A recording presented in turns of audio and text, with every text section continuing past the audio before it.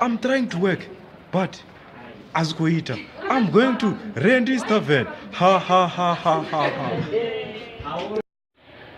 Ndo fara vana hapa. Ha ha ha. Richipedza hapa. Rikoya Randy's Tavern. Udova kudipa. Dobo idana inwe. Ndingadziwanela muthu. Ha ha ha ha ha.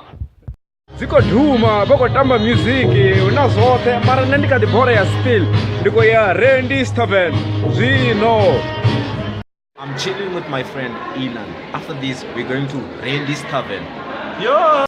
Yo blomo na Brian Ganzunga hapa. Arikona bia mbili. Okay, Randy's Tavern. Dana inwe. Ndaba kudipa.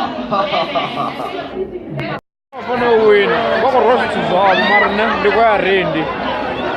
Ndiko ya Randy's Tavern. Mr. Ronaldo.